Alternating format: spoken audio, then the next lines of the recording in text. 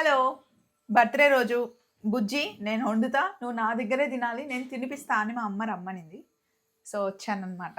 నా కోసం chicken fry మా చెల్లి చేసిందంట. మా చిన్న చెల్లి. చాలా బాగా చేస్తది. అండ్ అమ్మనేమో మటన్ కర్రీ వండింది. బగారన్నం పొయ్యి మీద ఉంది. సాంబార్ పెడుతుందనమాట. మా మమ్మీ చేసే సాంబార్ చికెన్ ఫ్రై అంటే నాకు చాలా ఇష్టం. అండ్ ఎవరమ్మ వంట వాళ్ళకి చాలా నచ్చుతుంది కదండి. అండ్ ఈరోజు అమ్మ దగ్గర తినడం చాలా హ్యాపీగా ఉంది. చిన్నప్పుడు బాగా అల్లరేసింది మమ్మీ. అల్లరంటే చేస్తుండే మా చిట్టి తల్లిలాగా. అంతే. ఇంకా చిట్టి తల్లిని చూస్తే ఈమెను చూడక్కలే, ఈమెను చూస్తే చిట్టి తల్లిని చూడక్కలే. చిట్టి తల్లి కోసం వెయిటింగ్ అనమాట. రాగానే ఏం చెప్తుంది చూడాలి. బర్త్డే గురించి, నా బర్త్డేకి దానికి గిఫ్ట్లు కావాలంటే లిస్ట్ రాసుకుంది. వచ్చాక చిట్టి తల్లితో కూడా అమీర్పేటలో అదేంది శేఖర్ అని పాలు వస్తుండే కదా బుజ్జి. అయితే వాళ్ళ పిల్లలు అడుగుతున్నారంట.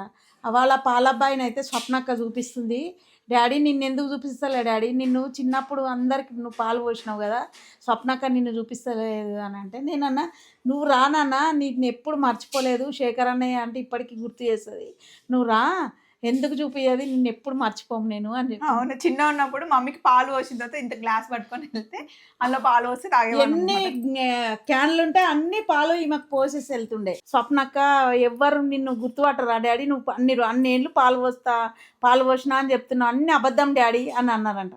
అట్లా కాదు, నువ్వు రా, నువ్వు నీకు షార్ట్ తీసి మీ పిల్లలకు చూపిద్దాము అని చెప్పిన. ఆ శేఖర్ని చూసిన తర్వాత మాత్రం చాలా లైక్ చేయండి.